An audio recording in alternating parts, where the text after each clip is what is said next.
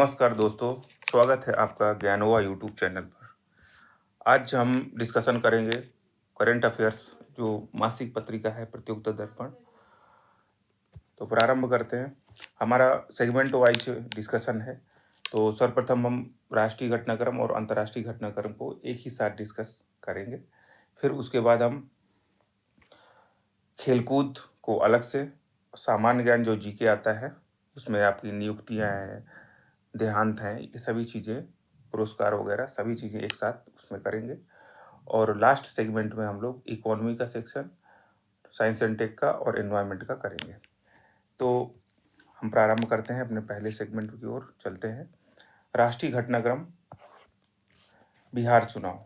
तो बिहार चुनाव नवंबर के महीने में बिहार चुनाव हुआ था, आपने देखा ही होगा। ये एक 18वीं विधानसभा का चुनाव हुआ, 2 चरणों में चुनाव हुआ। 6 नवंबर और 11 नवंबर को चुनाव संपन्न हुआ, 2 चरणों में। बिहार विधानसभा 243 सदस्य है और इस 243 सदस्यीय विधानसभा में 202 रिकॉर्ड इस बार सीटें मिली। एनडीए को 202 सीटें जीते। इस 202 सीटों में 89 सीटें बीजेपी को और 85 सीटें जदयू को मिली। वहीं 19 सीटें लोक जनशक्ति पार्टी रामविलास को मिली। 5 हमको मिली, जिसके प्रमुख जीतन राम मांझी हैं। 4 आरएलएम को मिली, जिसके प्रमुख उपेंद्र कुशवाहा हैं। वहीं महागठबंधन जो था उसको 35 सीटें मिली और 35 में से 25 आरजेडी को मिली, 6 कांग्रेस को और 4 अन्य, जिसमें मार्क्सवादी कम्युनिस्ट पार्टी भी शामिल है। एआईएम ओवैसी की जो पार्टी है उसको 5 सीटें मिली, बसपा को 1 सीट। और इस बार के चुनाव में जो बहुत चर्चा का विषय एक रहा कि नई पार्टी जो बनी जनशक्ति जनता दल, वो तेज प्रताप के द्वारा बनाई गई थी। और हाँ, एक फैक्ट है कि जन स्वराज ने चुनाव लड़ा, बट उसे कोई भी सीटों में जीत दर्ज नहीं हुई और वो 0 पर रहे। ये एक इम्पोर्टेंट फैक्ट है। सबसे कम वोटों से जीतने वाले राधाचरण साहू, एक इम्पोर्टेंट फैक्ट है ये, यहाँ से क्वेश्चन आ सकता है। मात्र 27 वोटों से इन्होंने जीत दर्ज की है, राधाचरण साहू, और ये संदेश सीट से जीत दर्ज करते हैं। सर्वाधिक मतों से जीतने वाले कलाधर मंडल, जो कि 73,572 मतों से जीतते हैं रुपौली सीट से। तो 73,000, जैसे आपको फैक्ट्स याद करने का तरीका कि 73,572 है, तो इसमें आप याद कर लीजिए 73 शुरू में और 72 लास्ट में, तो ऐसे याद हो जाता है। ऐसे ट्रिक होती हैं, धीरे धीरे वो डेवलप होती हैं और कई बार आप जब रिवाइज करेंगे तो अपने आप याद हो जाता है। वैसे ये इंपॉर्टेंट फैक्ट से इससे ज़्यादा ये है कि कलाधर मंडल रुपौली सीट ज़्यादा इंपॉर्टेंट। इस बार के चुनाव में 29 महिलाओं ने जीत दर्ज की। और इससे संबंधित अगर मेंस के पॉइंट ऑफ व्यू से देखा जाए तो एक फैक्ट ये है कि 2020 में जहां 25 महिलाओं ने जीत दर्ज की थी, वहीं 2025 में 29 महिलाओं ने जीत दर्ज की है। तो 29 महिलाएं कुल जीत करके आई, जिसमें से 10 बीजेपी और 10 जदयू से थीं और अन्य पार्टियों से। इस बार के चुनाव में 11 मुस्लिम विधायक बन के आए। ये इम्पोर्टेंट फैक्ट है कि नोटिफिकेशन किस डेट को आया, तो 6 अक्टूबर को नोटिफिकेशन आता है। 66वीं बीपीएससी में इसी प्रकार का एक क्वेश्चन आया था कि नोटिफिकेशन 2020 के जो चुनाव हुआ वो कब आया था, तो उस समय के अनुसार दूसरा फैक्ट था और इस बार है 6 अक्टूबर को आया। मतदान जैसा मैं पहले बता चुका हूँ 2 चरणों पर हुआ, 6 नवंबर और 11 नवंबर को। मतगणना 14 नवंबर को होती है। विधायक दल का नेता 19 नवंबर को नीतीश कुमार को बनाया जाता है। शपथ 20 नवंबर को गांधी मैदान में लिया जाता है, जिसका जो शपथ है वो परंपरा के अनुसार राज्यपाल के द्वारा दिलाया जाता है और उस समय तत्कालीन जो राज्यपाल थे वो आरिफ मोहम्मद खान थे। 10वीं बार सीएम नीतीश कुमार बनते हैं, रिकॉर्ड 10वीं बार सीएम बनते हैं नीतीश कुमार और 10 बार शपथ लेने वाले वो पहले मुख्यमंत्री पूरे भारत के हैं और कार्यकाल के आधार पर 8वें हैं। सबसे अधिक लंबे समय तक कार्य करने वाले पवन कुमार चामलिंग, जिन्होंने 24 वर्ष 165 दिन तक कार्यकाल किया अपना, और ये सिक्किम से संबंध रखते हैं। दूसरे नंबर पर नवीन पटनायक हैं, जो कि ओडिशा से के मुख्यमंत्री ये रहे हैं। तीसरे नंबर पर ज्योति बसु है, जो कि पश्चिम बंगाल के मुख्यमंत्री रहे। इस हुए चुनाव में जब मंत्रिमंडल का गठन हुआ तो 26 मंत्रियों को शपथ दिलाई गई, जिसके अंतर्गत 2 डिप्टी सीएम भी शामिल हैं। सम्राट चौधरी और विजय सिन्हा को डिप्टी सीएम बनाया गया। गृह मंत्रालय, जो आपकी होम मिनिस्ट्री है, वो सम्राट चौधरी को दी गई। इस 26 मंत्रियों में 14 बीजेपी के सर्वाधिक, 8 जदयू के, 2 लोक जनशक्ति पार्टी के, 1 हम और 1 आरएलपी को दिया गया। इस गठन में 3 महिला मंत्री भी शामिल की गई और इस बार का जो चुनाव हुआ उसमें मतदाता की जो संख्या थी वो 7,45,26,858, यानी लगभग 7.5 करोड़ वहाँ पर मतदाता थे। इतने मतदाताओं में लगभग 67.13 मतदाता ने मतदान किया, यानी 1951 के बाद सर्वाधिक मतदान इस बार बिहार में हुआ, 67.13%। और इस बिहार चुनाव से संबंधित अगर देखा जाए तो सर्वाधिक जो महत्वपूर्ण फैक्ट है वो आपका है कि ये 18वीं विधानसभा थी। उसके बाद राधाचरण साहू, जिन्होंने सबसे कम वोटों से संदेश सीट से जीत दर्ज की। सर्वाधिक वोटों से जीतने वाले कलाधर मंडल, जो कि रुपौली सीट से जीता। महिलाएं कितने चुन करके आई? 29 महिलाएं आई। इसका नोटिफिकेशन कब आया? 6 अक्टूबर को आया।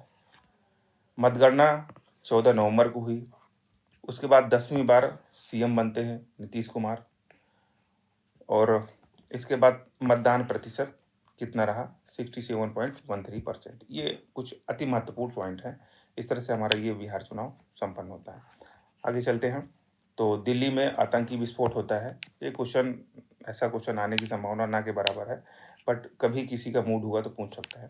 तो इसे एक क्वेश्चन आ सकता है कि हाल ही में जो दिल्ली में आतंकी विस्फोट हुआ 10 नवंबर को लाल किले के पास, उसके जो आतंकी थे वो किस यूनिवर्सिटी से संबंधित थे? तो वो अल फलाह यूनिवर्सिटी, ठीक है ना। तो ये अल फलाह यूनिवर्सिटी बस याद रखिएगा, बाकी कुछ नहीं। सरदार पटेल जयंती, जो कि हमेशा की तरह 31 अक्टूबर को मनाया जाता है। इस बार ऐसा सरकार के द्वारा निर्णय लिया गया है कि प्रतिवर्ष गणतंत्र दिवस की जैसी परेड मनाई जाएगी। तो अगर क्वेश्चन आए कि हाल ही में कौन से ऐसे भारत के व्यक्तित्व हैं जिनकी जयंती को प्रतिवर्ष गणतंत्र दिवस जैसी परेड करने का निर्णय लिया गया है, तो सरदार पटेल। अब नेक्स्ट पॉइंट की ओर चलते हैं हम लोग। हाल ही में क्रिएटिव सिटी जो आपका, तो हाल ही में जो क्रिएटिव सिटीज नेटवर्क में शामिल किया गया है इसे लखनऊ को। किस लिए? अपने खान पान और पाक कला के लिए जो फेमस है लखनऊ, इसलिए हमको शामिल किया गया है। ये जो निर्णय है वो यूनेस्को के द्वारा 43वीं जो जनरल कॉन्फ्रेंस की बैठक हुई, कहाँ पर? समरकंद पर, वहाँ पर निर्णय लिया गया है। और जो निर्णय लिया गया उसमें 58 शहरों को शामिल किया गया, जिसमें से एक लखनऊ और 57 अन्य देशों के शहर शामिल हैं। ये जो निर्णय था वो 31 अक्टूबर को लिया गया विश्व शहर दिवस के अवसर पर। तो ऐसे पूछ सकता है कि विश्व शहर दिवस कब मनाया जाता है? 31 अक्टूबर को, याद रखिएगा। टोटल 8 श्रेणियों में शहरों का नेटवर्क के तहत दिया जाता है, 8 श्रेणियों में। और ये लखनऊ को क्रिएटिव सिटी नेटवर्क का जो मिला है दर्जा, वो 8वीं श्रेणी के तहत मिला है, जिसमें खान पान एवं पाक कला शामिल है। कुल दुनिया में 408 शहर क्रिएटिव सिटी नेटवर्क के अंतर आते हैं और भारत के 9। सबसे पहले जो दिया गया वो जयपुर को दिया गया था 2015 में, और इस शिल्प एवं कला के लिए दिया गया था। तो इसमें कुछ महत्वपूर्ण पॉइंट हैं, जैसे कि हाल ही में क्रिएटिव सिटी नेटवर्क में शामिल होने वाला भारत का कौन सा शहर है? तो वो आपका लखनऊ है। सबसे पहले कौन शामिल हुआ था? जयपुर में। ये निर्णय कहाँ पर लिया? खासतौर पर यूपी पीसीएस में ऐसे क्वेश्चन बहुत पूछते हैं कि ये जो निर्णय लिया गया वो कौन सी बैठक और कहाँ पर लिया गया? तो 43वीं जनरल कॉन्फ्रेंस की बैठक थी यूनेस्को की, और ये समरकंद उज्बेकिस्तान में जो पड़ता है वहाँ पर निर्णय लिया गया था। तो इस तरह से अब आगे चलते हैं हम लोग। भारतीय हॉकी हाल ही में 100 वर्ष पूर्ण किया है उन्होंने। तो इस संबंध में शताब्दी समारोह मनाया गया। तो ये नई दिल्ली में मनाया गया। ऐसे पूछ सकते हैं क्वेश्चन कि हाल ही में 100 वर्ष पूर्ण करने पर शताब्दी समारोह मनाया गया, कौन सा खेल है जिसने मनाया, तो वो भारतीय हॉकी है अपना। इस तरह से ये टॉपिक कंप्लीट होता है। आगे चलते हैं हम लोग।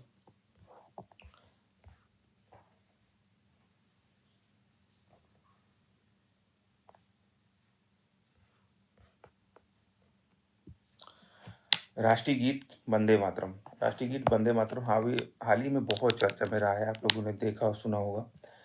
तो दरअसल 150 वर्ष पूर्ण किया है वंदे मातरम राष्ट्रीय गीत ने, और इस उपलक्ष्य में वर्ष भर स्मरणोत्सव मनाने का भारत सरकार ने निर्णय लिया। ये स्मरणोत्सव 7 नवंबर 2025 से 7 नवंबर 2026 तक चलेगा। इसका उद्घाटन प्रधानमंत्री नरेंद्र मोदी जी के द्वारा किया गया 7 नवंबर को, क्योंकि 7 नवंबर से प्रारंभ हुआ था और ये नई दिल्ली में हुआ। इस उपलक्ष्य में एक स्मारक डाक टिकट और 150 रुपये का स्मारक सिक्का भी जारी किया। तो ये क्वेश्चन इम्पोर्टेंट रहता है कि हाल ही में राष्ट्रीय गीत वंदे मातरम के 150 वर्ष पूर्ण करने पर कितने रुपए का स्मारक सिक्का जारी किया गया है, तो 150 रुपये का, या उल्टा करके भी पूछ सकते हैं। तो यूपीपीसीएस में और बीपीएससी में या अदर एग्जाम में ऐसे क्वेश्चन आते हैं। ये तो फैक्ट ज़्यादा इंपॉर्टेंट नहीं है। सामूहिक गायन 9:50 में हुआ। हाँ, ये राष्ट्रीय गीत वंदे मातरम की जो रचयिता थे वो बंकिम चंद्र चटर्जी, आप सभी जानते होंगे। और इन्होंने 7 नवंबर 1875 को अक्षय नवमी के दिन इन्होंने लिखा था, 1875 में, ये याद रखिएगा। और ये सबसे पहले जो पब्लिश हुई आनंद मठ के एक अंश के रूप में साहित्यिक पत्रिका थी बंग दर्शन, उसमें सर्वप्रथम ये प्रकाशित हुई थी। और सर्वप्रथम वंदे मातरम गाया गया वो कलकत्ता अधिवेशन में। इसी कलकत्ता अधिवेशन में जो 1906 का था, उसमें दादा भाई नौरोजी इसके अध्यक्ष थे। तो इस तरह से राष्ट्रीय गीत वंदे मातरम। इसके महत्वपूर्ण फैक्ट यही है कि इसमें 150 रुपये का स्मारक सिक्का, और इसने 150 वर्ष पूर्ण किए। 7 नवंबर 2025 से 7 नवंबर 2026 तक चलेगा। और सर्वप्रथम गाया कब गया? 1896 में। लिखा कब गया? 1875 में।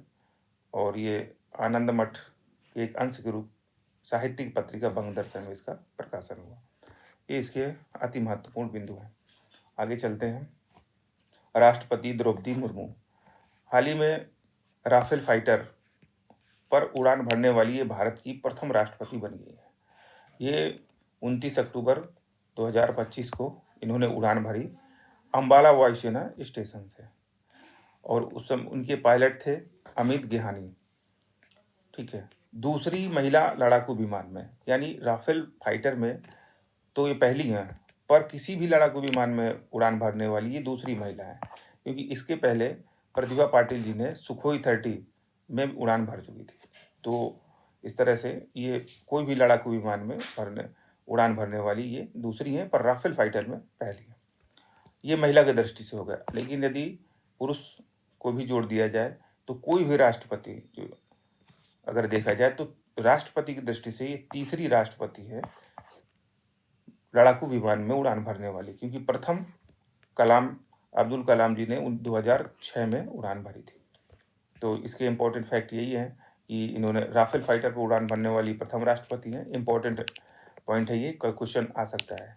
और अंबाला स्टेशन, इनके पायलट अमित गेहानी, और ये दूसरी महिला लड़ाकू विमान में उड़ान भरने वाली और तीसरी राष्ट्रपति है। ठीक है, आगे चलते हैं। हाल ही में संचार उपग्रह CMS-03 लॉन्च किया गया है हमारा। ये इसरो के द्वारा लॉन्च किया गया 2 नवंबर 2025 को। इसका जो भार था वो 4410 किलोग्राम, और ये CMS-03, जिसे हम GSAT-7R भी कहते हैं, इसका दूसरा नाम GSAT-7R है। और ये LVM-3M5 अर्थात GSLV MK3, ठीक है ना, LVM-3M5 GSLV MK3 इसका दूसरा नाम है। इसके द्वारा ये लॉन्च किया गया। और ये लॉन्च कहाँ से किया गया? श्रीहरिकोटा स्थित सतीश धवन अंतरिक्ष केंद्र से। और ये भू समस्थानिक स्थानांतरण कक्षा पर सर्वप्रथम गया। यह एक स्वदेशी संचार उपग्रह है, याद रखिएगा, ये एक स्वदेशी संचार उपग्रह है। और मोस्ट इम्पोर्टेंट पॉइंट कि भारत की धरती से प्रक्षेपित होने वाला सबसे भारी उपग्रह ये आपका CMS-03 है। सॉरी, और 36,000 किलोमीटर हाइट पर जाकर स्थापित हुआ। कहाँ पर? जियो स्टेशनरी ऑर्बिट पर। और इसका जो महत्व है वो ये है कि ये नौसेना इसे हिंद महासागर की जो भी हलचल है उसको देखने में सक्षम हो जाएगी, और जो पायरेसी की घटना है और किसी भी प्रकार की आतंकी घटना है वो उस सब पर नज़र रख सकती है। और साथ साथ इंटरनेट जो कनेक्टिविटी है उसको भी इन्हांस करेगी इस CMS-03 के द्वारा। तो इसमें 2 पॉइंट सबसे महत्वपूर्ण है कि CMS-03, या जिसे हम GSAT-7R कहते हैं, ये किसके द्वारा लॉन्च किया गया? तो LBM-3M5 या GSLV-MK3 के द्वारा। और ये भारत की धरती से प्रक्षेपित होने वाला सबसे भारी उपग्रह है ये है। सॉरी। अब अगला है INS इच्छक। INS इच्छक ये एक तीसरा स्वदेशी सर्वेक्षण पोत है हमारा। 7 नवंबर के दिन ये कमीशनिंग किया जाता है इसका, और कोची नौसैनिक अड्डे पर, ठीक है। तो कोची नौसैनिक अड्डे पर इस समय यहाँ पे जो नौसेना प्रमुख दिनेश त्रिपाठी हैं उनके द्वारा किया जाता है। इसका जो निर्माण है वो कोलकाता स्थित garden reach ship builders and engineers द्वारा किया गया है। ये अत्याधुनिक हाइड्रोग्राफिक समुद्री विमान प्रणालियों से लैस है। ये 11,000 मीटर 11,000 मीटर गहराई तक स्कैन कर सकता है, और इसकी जो लंबाई है वो 110 मीटर है। इसकी भार क्षमता 3400 टन है, और ये 18 नॉटिकल मील गति से कर सकता है। इसका महत्व है कि ये इस स्वदेशी सर्वेक्षण पोत के अंदर हेलीकॉप्टर की सुविधा अधिक रहेगी। ये आपदा के समय प्रभावी रहेगा, और इस सर्वेक्षण पोत में आपदा के समय एक अस्पताल के रूप में भी कार्य कर सकते हैं। और ये तो आपका तीसरा स्वदेशी सर्वेक्षण पोत था, लेकिन पहला जो था वो INS संधायक था, जो कि 2024 में आया था। उसके बाद सेकेंड INS निर्देशक। कुल 4 हमारे स्वदेशी सर्वेक्षण पोत का अनुबंध हुआ 2018 में। तो इसमें सबसे इम्पोर्टेंट जो पॉइंट यही है कि जो स्वदेशी सर्वेक्षण पोत है हमारा, वो उसका क्या नाम है? INS इच्छक है। ये किसके द्वारा निर्मित किया गया? तो कोलकाता स्थित garden reach ship builders and engineers के द्वारा। और ये कहाँ पर इसको लॉन्च किया गया? ये कोची नौसैनिक अड्डे पर, ठीक है। और उसके बाद चौथा जो महत्वपूर्ण पॉइंट है कि पहला कौन सा था? तो INS संधायक। INS संधायक पहला था। इस तरह से ही हमारा पॉइंट कंप्लीट होता है। आगे चलते हैं। 27वां दिव्य कला मेला। हाल ही में 27वां जो दिव्य कला मेला है उसका आयोजन लखनऊ में किया गया। प्रथम दिव्य कला मेला नई दिल्ली में 2022 में आयोजित किया गया था। 2022 में आयोजित किया गया था, और यह सामाजिक व आर्थिक सशक्तिकरण के उद्देश्य से आयोजित किया जाता है। इसमें होता क्या है कि जो दिव्यांगजन हैं उनकी जो उनसे संबंधित योजनाएं हैं, कार्यक्रम हैं, उन सब के बारे में बताया जाता है, उनकी समस्या सुनी जाती है। उस संबंध में एक मेला लगता है, और ये सामाजिक न्याय व अधिकारिता मंत्रालय के तत्वावधान में काम करता है। इसका जो 27वां दिव्य कला मेला जो लखनऊ में आयोजित हुआ, इसका उद्घाटन BL वर्मा ने किया।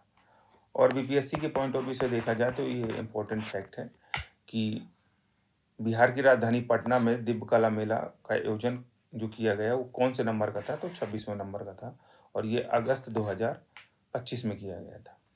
तो यह पूछ सकता है कि 26वां दिव्य कला मेला कहाँ पर आयोजित किया गया? तो वो आपका पटना में आयोजित किया गया।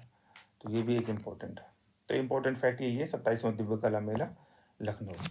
चलिए आगे चलते हैं हम लोग अपने अगले टॉपिक की ओर।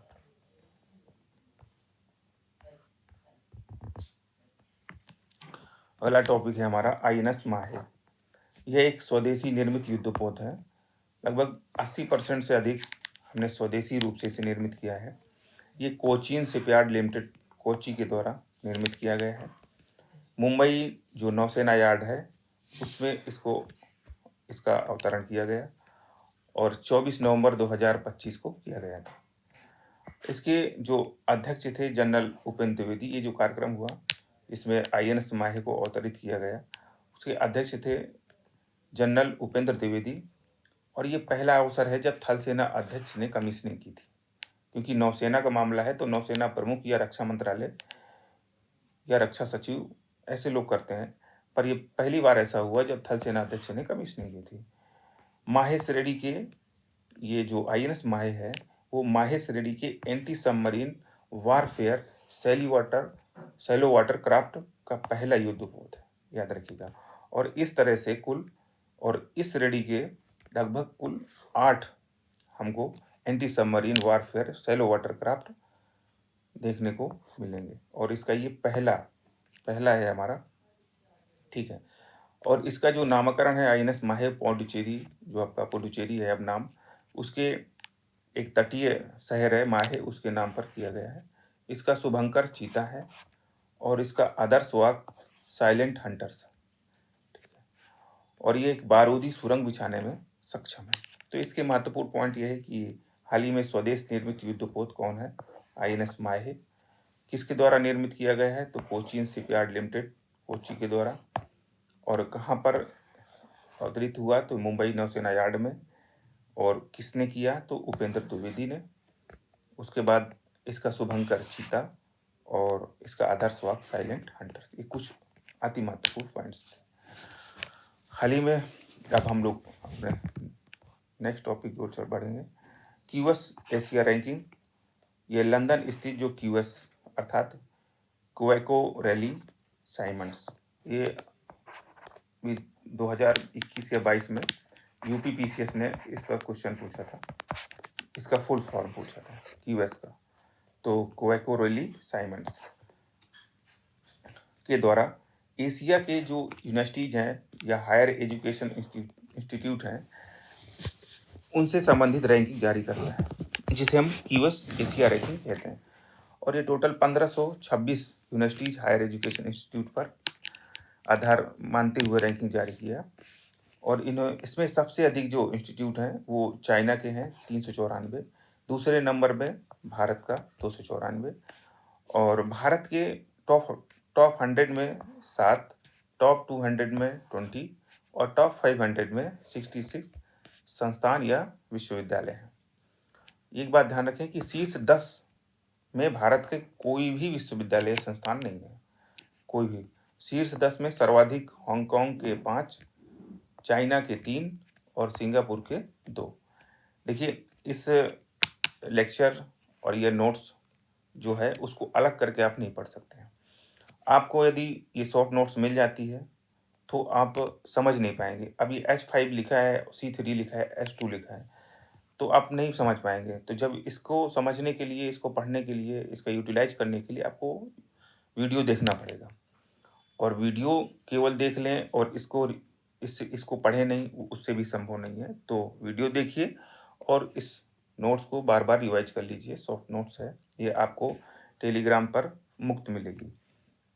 तो ये हांगकांग 5 और चाइना के 3 और सिंगापुर के 2, कुल 11 मानकों पर आधारित ये रैंकिंग थी।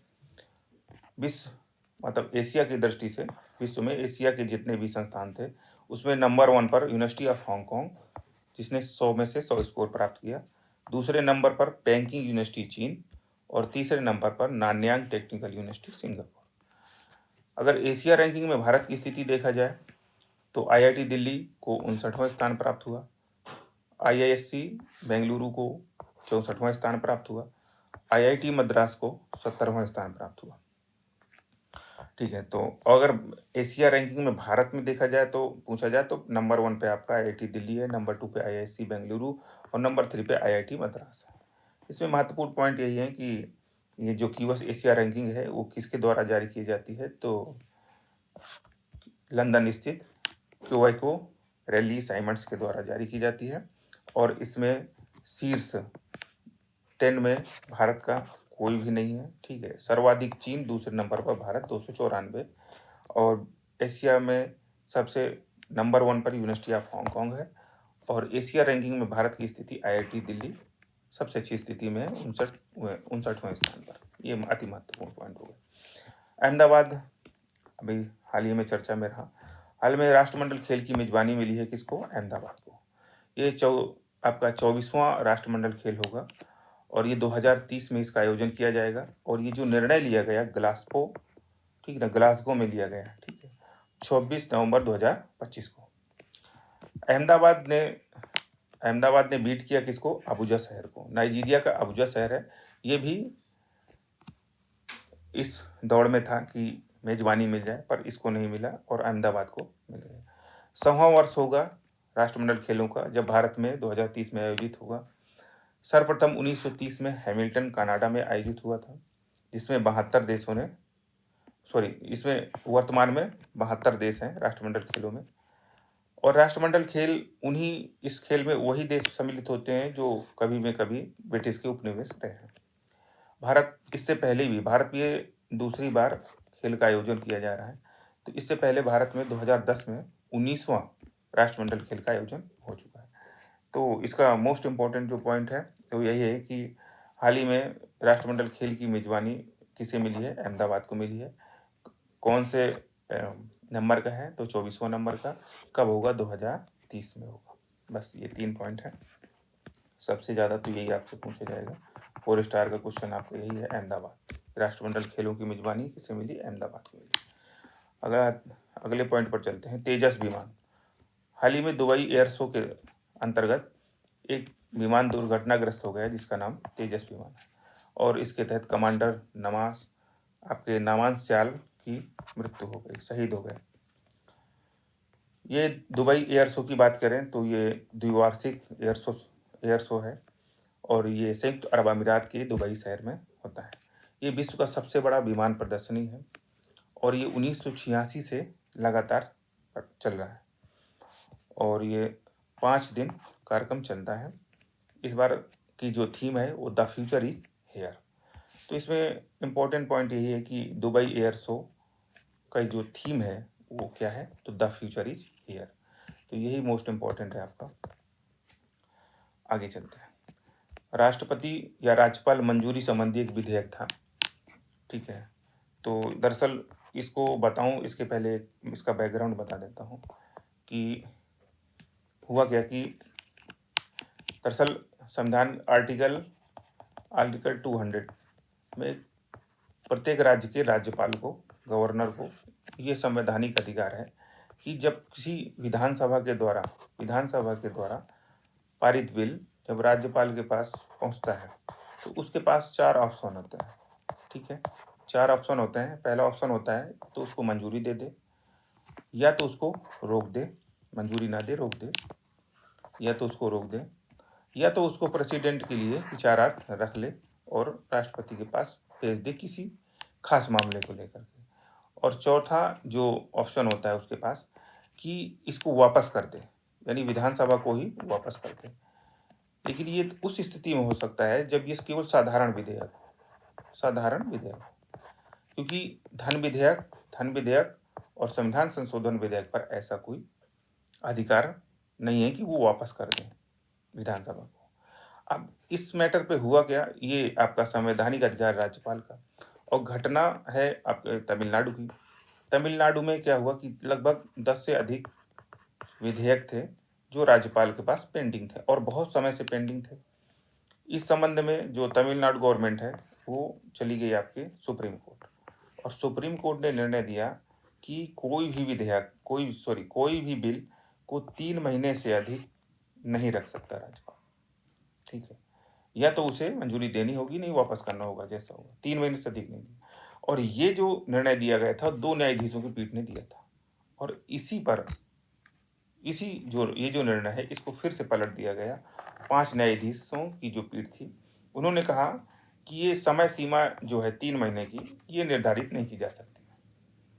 और हाँ, उन्होंने ये भी कहा कि राज्यपाल इसको बहुत अधिक समय तक लटका भी नहीं सकता है। तो ये मैटर था इसका, आर्टिकल 200 से संबंधित है और ये लगभग 1 साल से चर्चा में है और कहीं में कहीं क्वेश्चन आने की संभावना है। तो इस तरह से आप आर्टिकल 200 को ध्यान में रखें, कहीं में कहीं आपसे पूछा जाएगा। आगे चलते हैं। 56वां अंतर्राष्ट्रीय फिल्म महोत्सव जो कि गोवा में इसका आयोजन हुआ। वैसे इससे क्वेश्चन कम ही आने के चांस रहते हैं, 1-2 चीज़ें हैं जो आ जाती हैं, बट बहुत कम आता है। पर ये कि इम्पोर्टेंट रहता है, कभी आ सकता है, पर आने के चांस भी कम रहते हैं। ठीक है, 56वां अंतर्राष्ट्रीय फिल्म महोत्सव गोवा में आयोजन हुआ इसका 20 से 28 नवंबर 2025 को। ये वहाँ के जो राज्यपाल अशोक गणपति राजू और मुख्यमंत्री प्रमोद सावंत ने उद्घाटन किया। ये राष्ट्रीय फिल्म विकास जो निगम है उसका 50वां वर्ष मनाया गया। क्रिएटिव माइंड्स ऑफ टुमारो वहाँ पर एक पहल शुरू हुई। इसके अंतर्गत 124 युवा को शामिल किया गया 35 साल तक।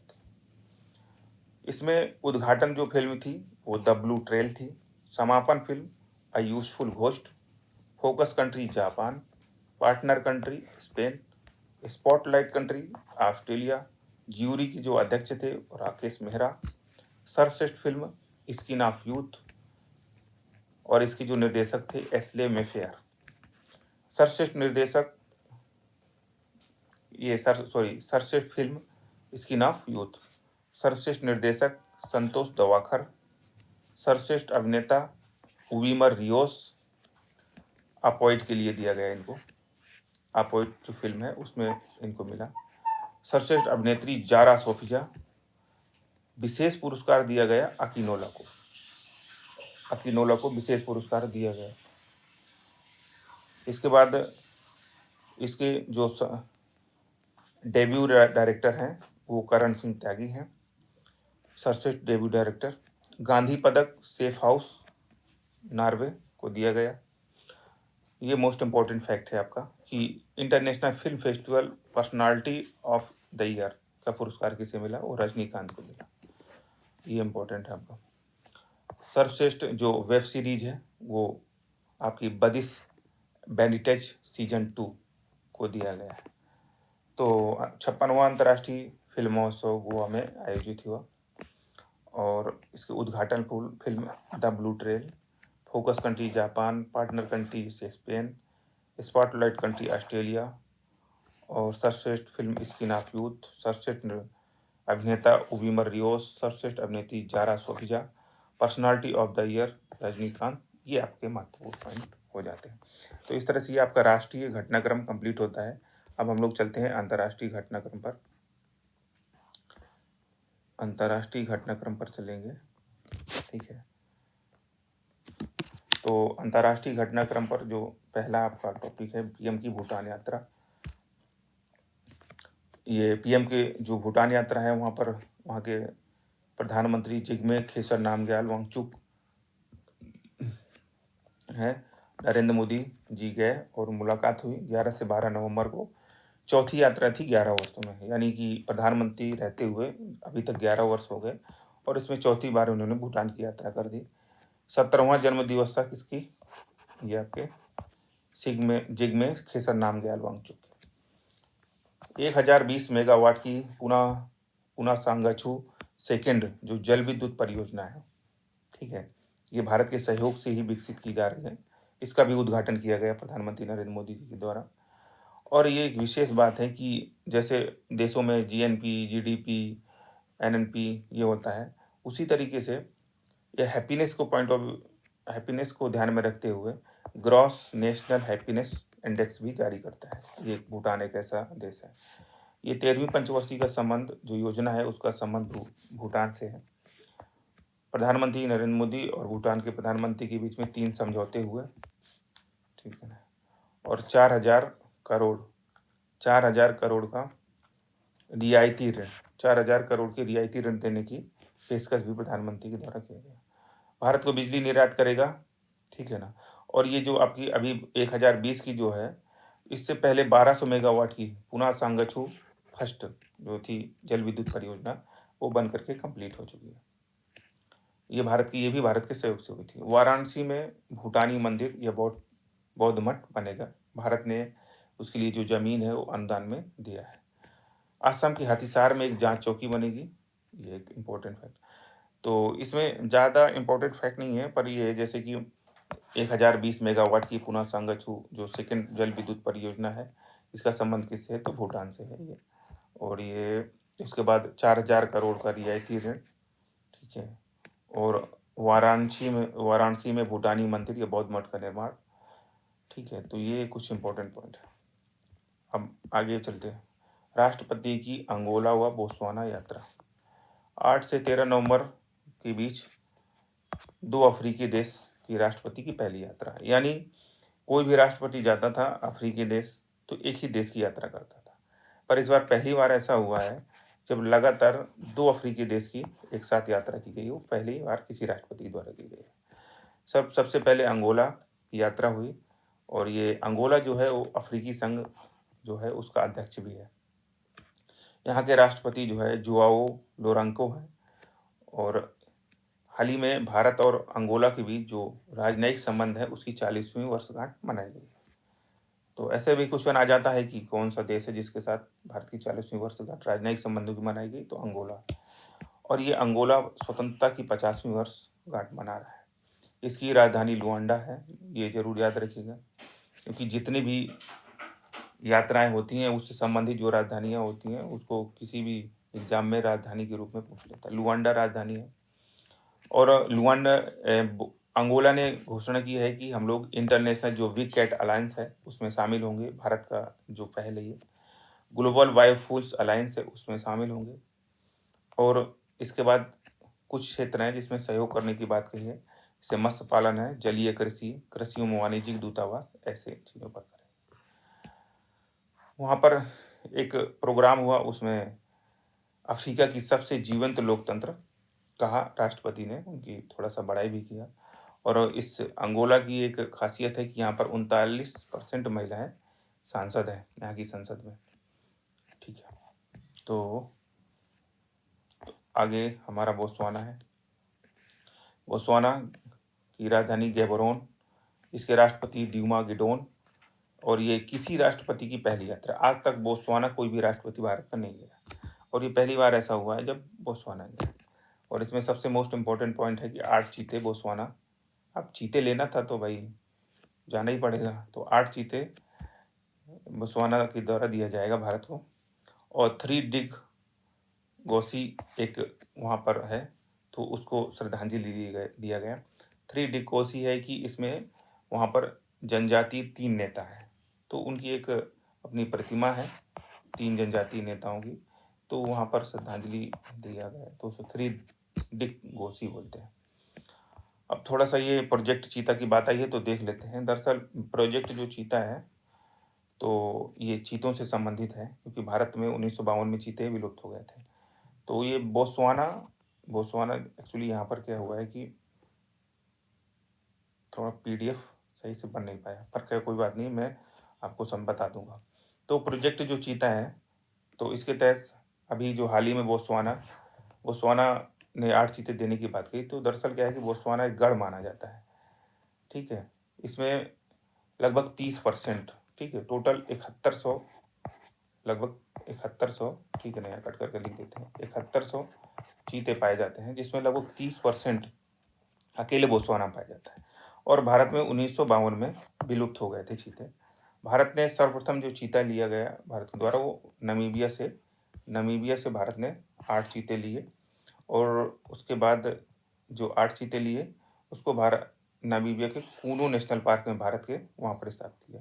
फिर उसके बाद भारत ने अफ्रीका से 12 लिए, उसको भी कूनू नेशनल पार्क में छोड़े गए वो।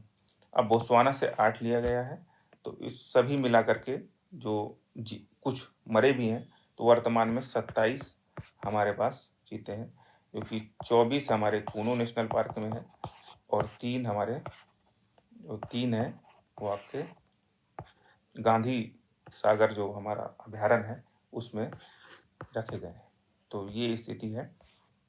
तो इसमें सबसे इम्पोर्टेंट रहता है कि सबसे पहले भारत ने किससे लिया, ठीक है, जो चीते थे कि सबसे पहले किससे लिया? तो नामीबिया से, याद रखिएगा कि नामीबिया से सर्वप्रथम लिया था, और फिर अफ्रीका से, और फिर आपका बोत्सवाना से। वर्तमान में जीवित आपके 27 है। प्रोजेक्ट चीता चीतों से संबंधित है, ठीक है। तो चलते हैं हम आगे।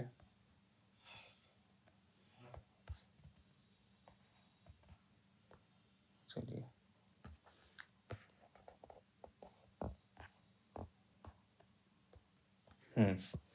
तो शेख हसीना जिन्होंने 5 अगस्त 2024 को अपदस्थ कर दिया था, अपदस्थ होने के बाद ये भारत में रह रही हैं। फांसी की सजा इनको सुनाया गया है और अंतर्राष्ट्रीय जो बांग्लादेश की अंतर्राष्ट्रीय अपराध न्यायाधिकरण है, ठीक है, उसके द्वारा इनको फांसी की सजा सुनाई गई है और ये सजा जो सुनाई गई मानवता के विरुद्ध हिंसा मामले में सुनाई गई है। और साथ में इनके गृह मंत्री थे असदुज्जमा, उनको भी मौत की सजा सुनाई गई है। और इस मैटर पर जब इन्होंने निर्णय सुनाया शेख हसीना को, तो कंगारू कोर्ट के नाम से बुलाया शेख हसीना ने। तो ये ज़्यादा इम्पोर्टेंट नहीं है, बट ये है कि इसके 2 पॉइंट हैं कि अगर पूछा कि हाल ही में कौन सा पड़ोसी देश है जहाँ के मतलब पूर्व प्रधानमंत्री को फांसी की सजा का निर्णय दिया गया, तो शेख हसीना है, वो आपका बांग्लादेश है। और कंगारू कोर्ट का कंगारू कोर्ट किसने कहा, तो ये शेख हसीना ने कहा, जो अंतर्राष्ट्रीय जो आपका बांग्लादेश का अंतर्राष्ट्रीय जो अपराध न्यायाधिकरण है उसके लिए। सॉरी। भारत चीन वार्ता कोर कमांडर स्तर की वार्ता हुई है, इसका 23वां दौर है, ठीक है, और ये चुशुल मोल्दो में हुई है। इसमें सबसे इम्पोर्टेंट पॉइंट यही है आपका चुशुल मोल्दो। ये दरअसल जो LAC में 2020 में झड़प हुई थी, उसको जितना भी उससे संबंधित विवाद है उसको लगातार खत्म करने के लिए और पहले जैसी स्थिति आए इस संबंध में कोर कमांडर स्तर की बात होती है, पर उसके बाद से 2020 के बाद से बंद हो गई थी, फिर उसकी शुरुआत हुई है। इसमें विशेष प्रतिनिधि वार्ता पुनः 2024 से प्रारंभ हुई है। बताने कि 2020 में बंद हो गई थी, फिर 2024 से शुरू हुई है। और हाल में निर्णय लिया गया है कि भारत और चीन ने आपस में निर्णय लिया है कि मानसरोवर यात्रा भारत के लोग करेंगे बिना किसी प्रॉब्लम के। सीमा व्यापार होगा दोनों के बीच और चीनी नागरिक पर्यटन वीजा भी भारत ने जारी किया कि चीनी नागरिकों को हम पर्यटन वीजा देंगे। सीधी उड़ान सेवा भी प्रारंभ की गई है। तो सबसे इम्पोर्टेंट फैक्ट यही है कि भारत चीन वार्ता की जो कोर कमांडर स्तर का 23वां दौर हुआ है, 23वां दौर, और कहाँ हुआ है, चुशुल मोल्दो में। बस ये इम्पोर्टेंट इसके फैक्ट।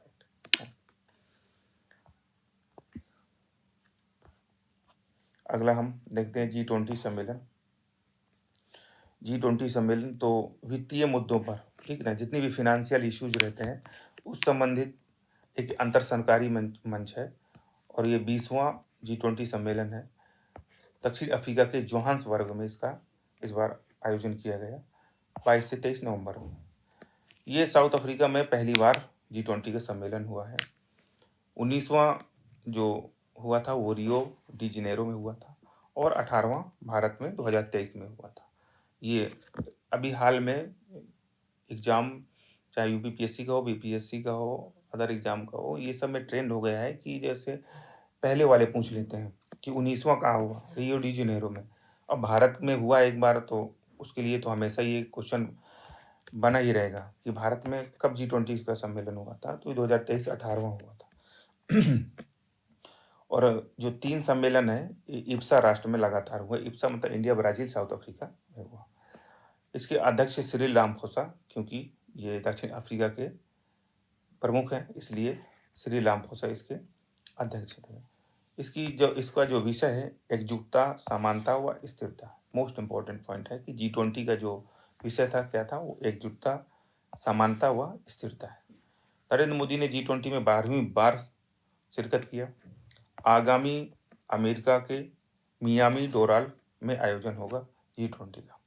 आगामी जो होगा वो अमेरिका में होगा, मियामी में, ठीक है।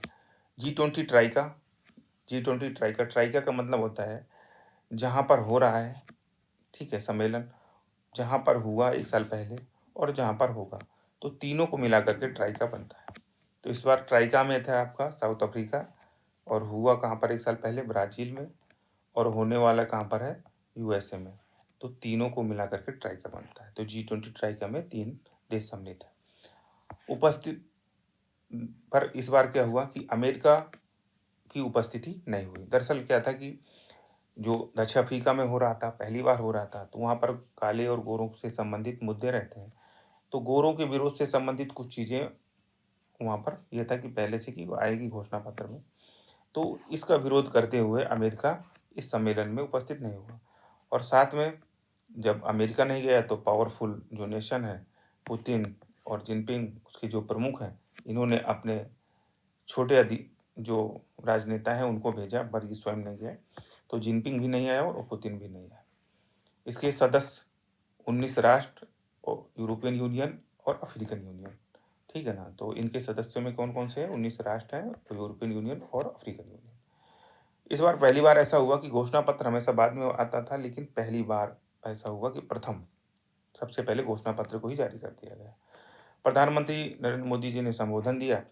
समावेशी और सतत आर्थिक विकास में जिसमें कोई पीछे न छूटे, ये उनका एक सब्जेक्ट था, उस पर इन्होंने संबोधन दिया था। समावेशी और सतत आर्थिक विकास जिसमें कोई पीछे न छूटे, 6 विचार उन्होंने दिया, ये ध्यान रखिएगा। तो G20 में नरेंद्र मोदी प्रधानमंत्री के द्वारा कितने विचार दिए गए?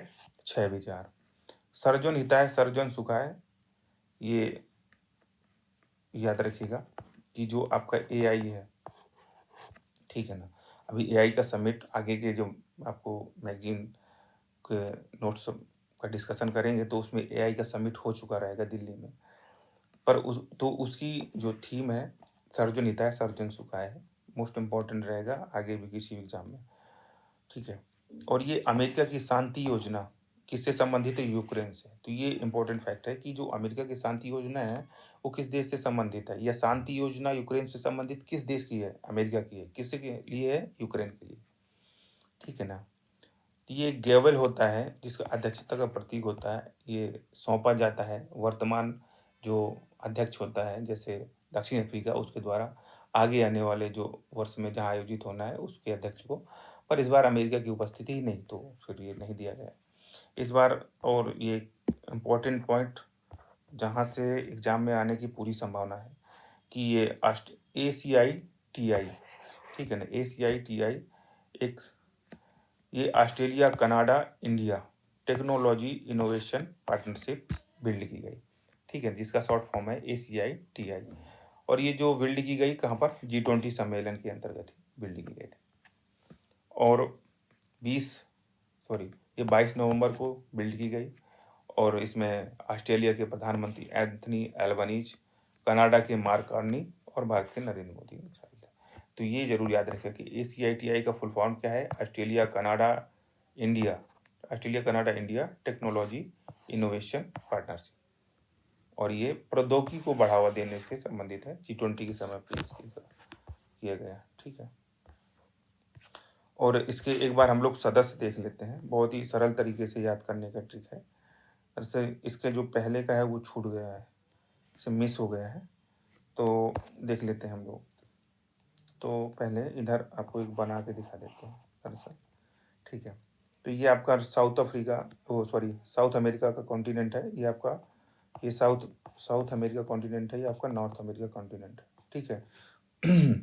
तो साउथ अमेरिका से 2 देश हैं, आपका अर्जेंटीना और ब्राज़ील, ठीक है। और नॉर्थ अमेरिका कॉन्टिनेंट से 3 देश हैं, मैक्सिको, USA और कनाडा, ठीक है। ये 2 कॉन्टिनेंट हो गए। फिर उसके बाद ये आपका अफ्रीका जो कॉन्टिनेंट है उससे 1 देश है मात्र, उसका नाम है दक्षिण अफ्रीका। और उसके बाद ऑस्ट्रेलिया कॉन्टिनेंट से ऑस्ट्रेलिया सिंगल है। उसके बाद हम लोग आगे जैसे एशिया में आते हैं, तो रसिया है, चाइना है, इसके नीचे साउथ कोरिया, इधर जापान और इधर अपना प्यारा भारत, और भारत के नीचे इधर इंडोनेशिया। ये एशिया की बातें हैं। तो यहाँ से रूस, चाइना, दक्षिण कोरिया, जापान, इधर इंडिया इंडोनेशिया, ठीक है।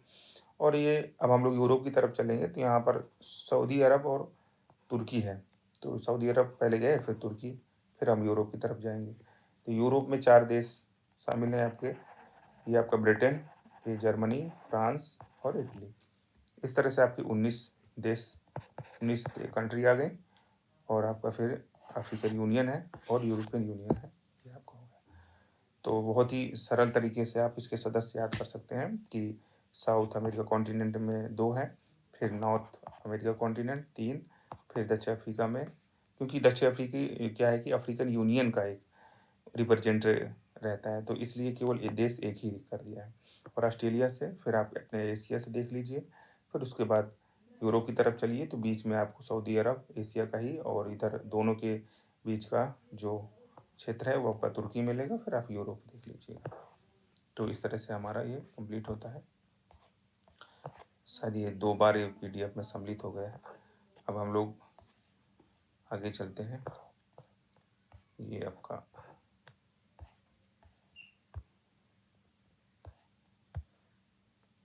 जी हाँ, तो इब्सा सम्मेलन, ये इब्सा मतलब इंडिया, ब्राज़ील, साउथ अफ्रीका, ठीक है ना? इंडिया, ब्राज़ील, साउथ अफ्रीका का 3 उद्देश्य का एक संगठन है, जिसे हम इब्सा कहते हैं शॉर्ट फॉर्म में। इसकी 6वीं बैठक हुई है 23 नवंबर को, वहीं जोहान्सबर्ग में, क्योंकि वहीं पर मिले तो सभी लोग थे तो अपना मिल लिए जोहान्सबर्ग में। और ये जो इब्सा सम्मेलन है, तो इस इब्सा संगठन को संगठित किया गया था 2003 में, गठित किया गया। और ये 2000, दरअसल ये जो 6वीं बैठक थी वो 2013 में भारत में प्रस्तावित थी, बट किन्हीं कारणों से नहीं हो पाया और लगातार फिर तब से हुआ ही नहीं। 5वां जो हुआ था वो 2011 में प्रिटोरिया, साउथ अफ्रीका में पड़ता है, वहाँ पर हुआ। पहला 2006 ब्रासीलिया, ब्राज़ील में हुआ, ठीक है। तो इब्सा जो सम्मेलन है कौन सा हुआ, इसके मोस्ट इम्पोर्टेंट पॉइंट यही है कि कौन सा सम्मेलन, बैठक हुई, 6वीं बैठक हुई और कहाँ पर हुई, जोहान्सबर्ग में हुई। और पहली कब हुई थी, तो पहली हुई थी 2006 में ब्रासीलिया, ब्राज़ील में। और गठित कब हुआ, तो 2003। सदस्य सबको पता है, ठीक है ना? तो इसमें मोदी जी जाते हैं, सुझाव ज़रूर देते हैं, क्योंकि वो उनका अपना एक नज़रिया रहता है। अभी आपने देखा G20 में उन्होंने 6 विचार भी दिए, तो क्वेश्चन आ सकता है कि भारत के प्रधानमंत्री द्वारा G20 में कितने विचार दिए गए, तो 6 विचार दिए गए। अब मोदी जी सुझाव दिए यहाँ पर इब्सा में कि इब्सा डिजिटल इनोवेशन अलायंस हम लोग बनाएंगे तकनीक को बढ़ावा देने के लिए। IBSA fund for climate resilient बनाएंगे, खाद्य सुरक्षा व सतत विकास के वो ध्यान में रखते हुए। तो ये मोदी जी के सुझाव थे। हाल ही में प्रिंस एंड्रयू, एक सेक्स कांड में इनके प्रिंस का दर्जा चला गया, न राम मिली न माया, प्रिंस का दर्जा चला गया और शाही उपाधियां इनकी ले ली गई, किसके द्वारा, किंग चार्ल्स थर्ड के द्वारा। और ये कौन थी, ये वर्जीनिया गिफू, इनके मैटर में ये फंसे थे। तो ऐसे क्वेश्चन आ गया जाएगा कि हाल ही में प्रिंस का दर्जा और शाही उपाधियां किंग जॉर्ज थर्ड के द्वारा लिया गया है फल सेक्स कांड में, कौन है, प्रिंस एंड्रयू, ठीक है। उसके बाद अति महत्वपूर्ण हमारा टॉपिक है COP30, जहाँ से 1 या 2 क्वेश्चन आने की पूरी संभावना है। कोई भी एग्जाम होगा उसमें 100% आएगा। तो ये COP30 जलवायु परिवर्तन दुष्प्रभाव को रोकने के लिए ये आपका COP30 है। United Nations framework convention on climate change, UNFCC, ठीक है ना? तो UNFCC का फुल फॉर्म क्या है, United Nations framework convention of climate change. और ये इसमें 200 देश सम्मिलित हैं।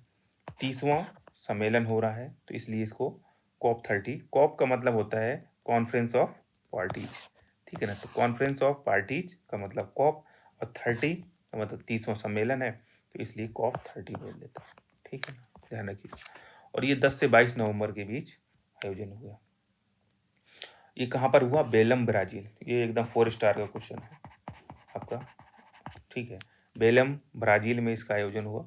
और दरअसल इसमें अग्निकांड हो गया था, तो एक दिन प्रॉब्लम आ गई थी। और इस COP30 सम्मेलन में 1.5 डिग्री सेंटीग्रेड तक तापमान को सीमित रखने का लक्ष्य रखा गया है। LMDC मतलब लाइक माइंडेड डेवलपिंग कंट्री, ये ऐसे देश हैं जो विकासशील हैं, जिन्हें इन्वायरमेंट के पॉइंट ऑफ व्यू से तकनीकी सुविधाएं मिले, वित्त मिले विकसित देशों के द्वारा। उसमें आपके जैसे ब्राज़ील हो गया, साउथ अफ्रीका हो गया, भारत हो गया, ठीक है, नेपाल हो गया, चाइना भी इसमें सम्मिलित है। तो ये एक ही प्रकार के देश हैं, तो ये हमेशा वित्त और तकनीकी विकसित देशों से मांग करते हैं। तो इसे LMDC यानी लाइक माइंडेड डेवलपिंग कंट्रीज बोलते हैं। अनुच्छेद 9.1, ठीक है ना, अनुच्छेद 9.1 ये पेरिस, ठीक है ना, जो पेरिस समझौता हुआ था उसका एक अनुच्छेद है 9.1। ये विकसित देश वित्तीय मदद, यानी जो विकसित देश हैं वो वित्तीय मदद करे विकासशील देशों की, इसका ये उल्लंघन करता है अनुच्छेद 9.1। इसमें भूपेंद्र यादव भाग लेने जाते हैं, प्रधानमंत्री जी नहीं गए, भूपेंद्र यादव गए, जो कि भारत के पर्यावरण मंत्री हैं, केंद्रीय मंत्री। और 17 नवंबर को इन्होंने अपना स्पीच दिया। 2005 से, और उन्होंने बताया कि 2005 से कार्बन उत्सर्जन पर लगातार हम को घटाने के लिए काम कर रहे हैं और 36% से अधिक हमने कमी की है। कितनी? 36% से अधिक हमने कमी की है। और गैर जीवाश्म स्रोतों से जो बिजली का उत्पादन है वो लगभग 256 गीगावाट तक हम लोगों ने उत्पादन कर लिया है। और हमने जो लक्ष्य रखा था 2030 वाला, तो उसके 5 साल पहले ही हमने अपने लक्ष्य को प्राप्त कर लिया। और इसमें जस्ट ट्रांजिशन मैकेनिज्म अपनाया गया, ठीक है ना। इस COP30 में जस्ट ट्रांजिशन मैकेनिज्म अपनाया गया। ये संबंधित है जीवाश्म ईंधन से दूर श्रमिक वसुंधरा। दरअसल क्या होता है कि जैसे जो जीवाश्म ईंधन है, खासतौर पर जैसे आप गांव में देखते होंगे, लकड़ी है, गोबर है, इसके जो ईंधन बनता है, अब इससे किसी श्रमिक वर्ग को या किसी समुदाय को, मान लीजिए समुदाय मतलब ट्राइबल कम्युनिटी है, अगर आप इसको दूर ले जाते हैं तो उससे संबंधित कुछ उनको उनको सुविधाएं देनी पड़ेगी ना, किसी दूसरी चीज़ें उनके साथ ऐसी करनी पड़ेगी कि उनको प्रॉब्लम ना क्रिएट उनके सामने क्रिएट हो। तो उस संबंध में एक ट्रांजिशन मैकेनिज्म अपनाया गया।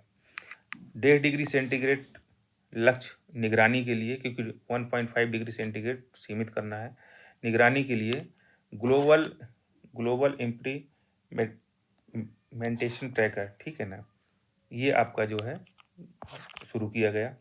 और इसके बाद मिशन टू 1.5 डिग्री सेंटीग्रेड, तो ये बहुत ही मोस्ट इम्पॉर्टेंट पॉइंट है कि मिशन टू 1.5 डिग्री सेंटीग्रेड किससे संबंधित है। तो ये 1.5 डिग्री सेंटीग्रेड लक्ष्य जो है आपका जलवायु परिवर्तन को ध्यान में रखते हुए, ठीक है, तो COP30 से संबंधित है या जलवायु परिवर्तन से संबंधित है, ऐसा आ सकता है क्वेश्चन। और एक अनिवार्य रोड मैप तैयार किया गया जिसमें 2050 तक जीवाश्म ईंधन को लगातार समाप्त कर देना है, कम करते हुए, यानी 2050 तक समाप्त करना है जीवाश्म ईंधन का प्रयोग करना। साथ में एक वेलम हेल्थ एक्शन प्लान भी आया, वैश्विक स्वास्थ्य प्रणालियों को ध्यान में रखते हुए। ट्रॉपिकल फॉरेस्ट फॉरएवर फैसिलिटी आई, ये उष्णकटिबंधीय वन संरक्षण को ध्यान रखने के लिए, ठीक है। उसके बाद जलवायु वित्त, ये वित्त पोषण 3 गुना हो 2035 तक, इसके लिए जलवायु वित्त की व्यवस्था की गई ताकि मैक्सिमम विकसित राष्ट्र जो है ना उसमें फंड इकट्ठा करें, और अमेरिका जैसे देश पहले ही भाग लेते हैं। तो वित्त पोषण 3 गुना हो 2035 तक का लक्ष्य रखा है ये जलवायु वित्त COP30 में। वैश्विक अनुकूलन लक्ष्य GGA, ठीक है ना, ये इसकी बात कही गई। जो ये GG है ये प्रगति मापेगा कि आखिरकार कितनी प्रगति हो रही है, ठीक है ना। ये 59 संकेतक में है, ठीक है ना, मतलब कौन देश प्रगति कर रहा है, नहीं कर रहा है, जीवाश्म ईंधन का प्रयोग कर रहा है या नहीं कर रहा है, गैर जीवाश्म की ओर बढ़ावा दे रहा है, ये सब प्रगति मापेगा।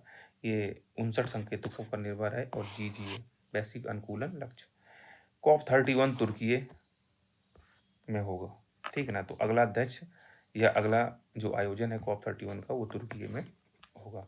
तो इसके महत्वपूर्ण जो पॉइंट है, अति महत्वपूर्ण पॉइंट, कि ये COP30 का आयोजन कहाँ पर हुआ, आपका बेलम ब्राज़ील में हुआ, ठीक है। उसके बाद आपका भारत की तरफ से कौन गए, भूपेंद्र यादव गए। उसके बाद आपका वन मिशन 1.5 डिग्री सेंटीग्रेड, ठीक है, ये आपका इम्पोर्टेंट है। इसके बाद आपका अगला कहाँ पर होगा, तुर्की में होगा, ये इम्पोर्टेंट है। और जो आपका जलवायु वित्त है वो 2035 तक 3 गुना बढ़ाने की बात की गई है। तो इस तरह से ये आपका ख़त्म होता है टॉपिक, ये सेगमेंट भी ख़त्म हो जाता है, ख़त्म हो रहा है। तो और ये वाला तो शायद ये दोबारा जो है ना इसका बन गया था, पेज ऐड हो गया था। तो ओवरऑल हमारा राष्ट्रीय और अंतर्राष्ट्रीय जो घटनाक्रम था उसका जो सेगमेंट था वो कंप्लीट हो गया। तो लगे जुड़े रहिए आप लगातार ज्ञानोवा यूट्यूब चैनल से, और ऐसे ही सभी सेगमेंट वाइज उसके बाद फिर हम संपूर्ण मंथ का एक वीडियो कंपाइल करके आपको देंगे, शॉर्ट नोट्स प्रोवाइड करेंगे, क्वेश्चंस देंगे। और उसके बाद मैराथन क्लास भी जब एग्ज़ाम कोई पास में आएगा तब देंगे। और लास्ट में जो आपकी मिसलिनियस रहते हैं और जहाँ से क्वेश्चन आते हैं उनको बहुत ही एक अरेंज वे में आपको टेबल फॉर्म में देने का प्रयास करेंगे। जैसे योजनाएं हैं, ऐप हो गए, पोर्टल हो गए, सैन्य अभ्यास है, ठीक है? तो ऐसी ऐसी बहुत सारी चीज़ें हैं जो छोटी-छोटी रहेंगी, वो हम आपको लास्ट में देंगे। तो ठीक है, ख़्याल रखें अपना। धन्यवाद।